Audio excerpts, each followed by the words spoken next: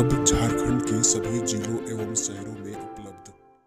Good morning everyone, welcome to JL Jharkhand lives, Jharkhand number 1 YouTube study channel. दोस्तों आज है 28 जनवरी और हम लोग यहाँ पर आज 28 जनवरी के झारखंड के महत्वपूर्ण करंट अफेयर के क्वेश्चंस देखने वाले हैं। तो दोस्तों अगर आप JL झारखंड लाइव्स चैनल में अगर नए हैं तो सबसे पहले चैनल को जरूर सब्सक्राइब कर लीजिए और साथ ही जो बेल आइकन बना हुआ है उसको प्रेस कर लीजिए ताकि आगे का जो भी अपडेट्स अगर वीडियो आएगी नोटिफिकेशन सबसे पहले आपको यहाँ पर मिल जाया करेगी। तो दोस्तों चैनल को जरूर सब्सक्राइब कर लीजिए और PDF के लिए आप हमारे टेलीग्राम ग्रुप ज्वाइन कर लीजिए। वीडियो के नीचे आपको डिस्क्रिप्शन में लिंक मिल जाएगी, आप वहां पर क्लिक कर हमारा टेलीग्राम ग्रुप ज्वाइन कर सकते हैं। डेली शाम के 7 बजे वहां पर PDF प्रोवाइड कर दी जाती है, तो PDF के लिए हमारा टेलीग्राम ग्रुप जरूर ज्वाइन कर लीजिए। और चलिए हम लोग यहाँ पर आज 28 जनवरी के झारखंड के महत्वपूर्ण करंट अफेयर क्वेश्चन देखते हैं। तो यहाँ पर आज का पहला प्रश्न है, हाल ही में राष्ट्रपति द्वारा झारखंड से किसे मरणोपरांत राष्ट्रपति वीरता पदक प्रदान किया गया है? तो इसका सही आंसर जो होगा यहाँ पर ऑप्शन नंबर ए इज बिल्कुल सही आंसर हो जाएगा। तो ये है बनुआ उरांव। कौन है? बनुआ उरांव हैं जिनको मरणोपरांत राष्ट्रपति वीरता पदक प्रदान किया गया है राष्ट्रपति के द्वारा। तो ऑप्शन नंबर ए इज बिल्कुल सही आंसर हो जाएगा। चलिए हम लोग यहाँ पर सारे महत्वपूर्ण फैक्ट्स एंड डिटेल्स यहाँ पर देख लेते हैं। तो सबसे पहले यहाँ पर देख लीजिए, झारखंड राज्य के 12 पुलिस पदाधिकारियों जवानों को गणतंत्र दिवस के अवसर पर नई दिल्ली में राष्ट्रपति द्वारा यहाँ पर जो है वो विभिन्न पदक प्रदान किए गए हैं। तो इनमें से यहाँ पर देख लीजिए, एक को यहाँ पर जो है एक पुलिस को राष्ट्रपति पुलिस वीरता पदक यहाँ पर सम्मानित किया गया है, 2 पुलिस को वीरता पदक, एक राष्ट्रपति पुलिस विशिष्ट सेवा पदक और 8 पुलिस सराहनीय पदक यहाँ पर प्रदान किया गया है। तो ये जो बनुआ उरांव थे वो उन्होंने यहाँ पर जो है वो कैसे शहीद हो गए थे वो यहाँ पर देख लीजिए। तो 8 जून 2018 को सरायकेला खूंटी के सीमा पर कोबरा बटालियन 209 और सरायकेला पुलिस की टीम सरायकेला के कसरौली कोरा के बीच सुकरी कुलई पहाड़ी के नीचे से गुजर रही थी। इसी बीच नक्सलियों की नज़र पुलिस पर पड़ गई और नक्सलियों ने फायरिंग शुरू कर दी। आगे चल रहे उत्पल राभा को सबसे पहले नक्सलियों ने निशाना बनाया और गोली की आवाज़ सुनते ही पुलिस बल ने भी मोर्चा संभाल लिया। इसके बाद दोनों ओर से ताबड़तोड़ गोलियां जो है यहाँ पर चलने लगी। इसमें सरायकेला पुलिस के ASI बनुरा उरांव को गोली लग गई और वे शहीद हो गए। तो ऑप्शन नंबर ए इज बिल्कुल सही आंसर हो जाएगा। तो हाल ही में बनुरा उरांव को यहाँ पर जो है वो राष्ट्रपति वीरता पदक से सम्मानित किया गया है मरणोपरांत, और ये झारखंड के निवासी थे। तो ऑप्शन नंबर ए इज बिल्कुल सही आंसर हो जाएगा।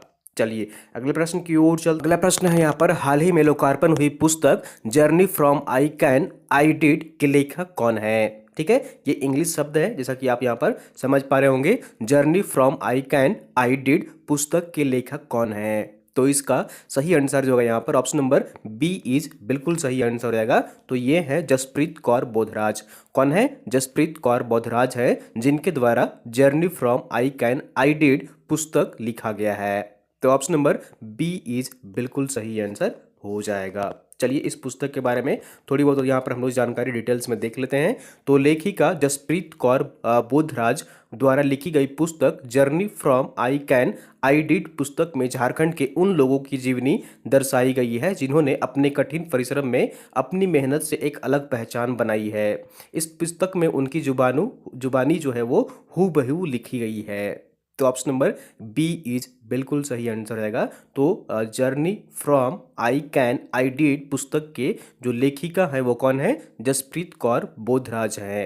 तो ऑप्शन नंबर बी इज बिल्कुल सही आंसर हो जाएगा। चलिए अगले प्रश्न की ओर चलते हैं और अगला प्रश्न है यहाँ पर, हाल ही में किसे आयरन मैन का खिताब प्रदान किया गया है? ठीक है, हाल ही में किसे आयरन मैन का खिताब प्रदान किया गया है? तो इसका सही आंसर जो होगा यहाँ पर ऑप्शन नंबर डी इज बिल्कुल सही आंसर हो जाएगा। तो ये है कृष्णा प्रकाश। कौन है? कृष्णा प्रकाश है जिनको हाल ही में आयरन मैन का खिताब प्रदान किया गया है। तो ऑप्शन नंबर डी इज बिल्कुल सही आंसर हो जाएगा। चलिए हम लोग यहाँ पर इनके बारे में पूरे डिटेल्स में देख लेते हैं कि कृष्णा प्रकाश झारखंड के किस जिले से बिलोंग करते हैं, किस जिले से संबंध रखते हैं। तो यहाँ पर देख लीजिए, हाल ही में iron man triathlon world corporation की ओर से आयोजित लंबी दूरी की ट्रायथलॉन दौड़ में झारखंड के हजारीबाग निवासी एवं IPS अधिकारी कृष्णा प्रकाश को आयरन मैन का खिताब प्रदान किया गया है। तो ये हजारीबाग के निवासी हैं और ये एक आईपीएस अधिकारी है कृष्णा प्रकाश, और उनको यहाँ पर हाल ही में आयरन मैन का खिताब प्रदान किया गया है।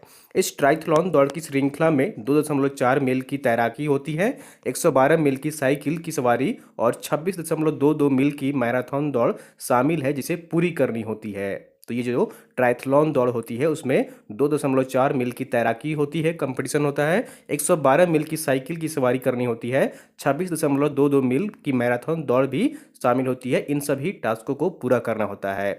और इसके अलावा Krishna Prakash race across the west cycle race खत्म करने वाले पहले भारतीय भी बन गए हैं और वर्ल्ड बुक ऑफ रिकॉर्ड में बतौर आयरन मैन, ठीक है, आयरन मैन के नाम से दर्ज कराने वाले वह भारतीय जो यहाँ पर सशस्त्र बलों के पहले अधिकारी बन गए हैं। ठीक है, भारतीय सशस्त्र बलों के पहले अधिकारी बन गए हैं जो आयरन मैन के नाम से दर्ज कराए हैं वर्ल्ड बुक ऑफ रिकॉर्ड में।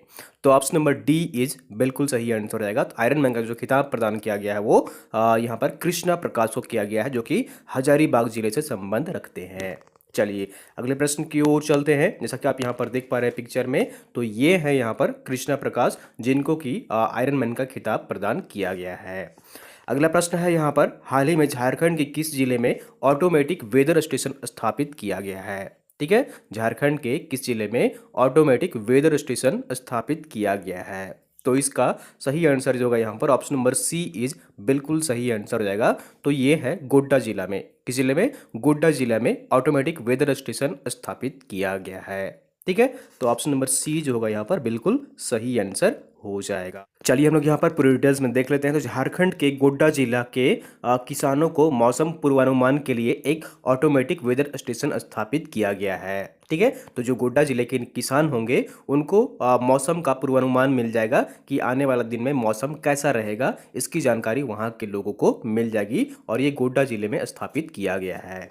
मौसम मापी यंत्र कृषि विज्ञान केंद्र के परिसर में लगाया जाएगा। ठीक है, ये जो है वहाँ पर कृषि विज्ञान केंद्र के परिसर में जो है यहाँ पर ऑटोमेटिक वेदर स्टेशन स्थापित किया जाएगा। तो ऑप्शन नंबर सी इज बिल्कुल सही आंसर हो जाएगा, गोड्डा जिला में स्थापित किया गया है। अगला प्रश्न है यहाँ पर, हाल ही में नीति आयोग द्वारा जारी देश के top 10 regional teacher of change के रूप में झारखंड से किनका चयन किया गया है? ठीक है, तो नीति आयोग द्वारा यहाँ पर एक सूची जारी की गई है और इसमें देश के top 10 regional teacher of change के रूप में सूची तैयार की गई है जिसमें झारखंड के कौन शामिल है? तो इसका सही आंसर जो होगा यहाँ पर ऑप्शन नंबर बी इज बिल्कुल सही आंसर रहेगा। तो ये है बाल किशोर सिंह। कौन है? बाल किशोर सिंह हैं जिनको कि नीति आयोग द्वारा जारी देश के top 10 regional teacher of change में शामिल किया गया है। तो ऑप्शन नंबर बी इज बिल्कुल सही आंसर हो जाएगा। तो यहाँ पर देख लीजिए, झारखंड के कोयला नगरी धनबाद के डीएवी कोयला नगर के शिक्षक बाल किशोर सिंह का चयन नीति आयोग द्वारा देश के top 10 regional teacher of change की सूची में शामिल किया गया है। तो ये धनबाद के हैं और धनबाद के डीएवी कोयला नगर के शिक्षक हैं और ये बाल किशोर जो है वो यहाँ पर इस सूची में शामिल किए गए हैं जो कि नीति आयोग द्वारा एक सूची तैयार की गई है देश के top 10 regional teacher of change की सूची। वर्तमान में बाल किशोर सिंह झारखंड के स्कूलों में अटल टिंकरिंग लैब सेंटर के आरटीओसी के रूप में कार्य कर रहे हैं। स्कूलों में अटल टिंकरिंग लैब की समस्या को सुलझाने के साथ साथ वर्ल्ड लेवल स्टार्टर को बढ़ावा देने व इंक्यूबेशन मॉडल और न्यू इंडिया प्रोडक्ट की चुनौतियों को कम करने एवं उन्हें विभिन्न क्षेत्रों की जरूरतों के अनुसार आत्मनिर्भर बनाने के लिए कार्य कर रहे हैं। तो ये हैं बाल किशोर सिंह जिनको की चयन यहाँ पर किया गया है नीति आयोग द्वारा देश के top 10 regional teacher of change की सूची में। तो ऑप्शन नंबर बी इज बिल्कुल सही आंसर हो जाएगा। अगला प्रश्न यहाँ पर, जयशंकर प्रसाद स्मृति पुरस्कार 2021 के लिए किनका चयन किया गया है? ठीक है, जयशंकर प्रसाद स्मृति पुरस्कार 2021 के लिए किनका चयन किया गया है? तो इसका सही आंसर जो होगा यहाँ पर ऑप्शन नंबर सी इज बिल्कुल सही आंसर हो जाएगा।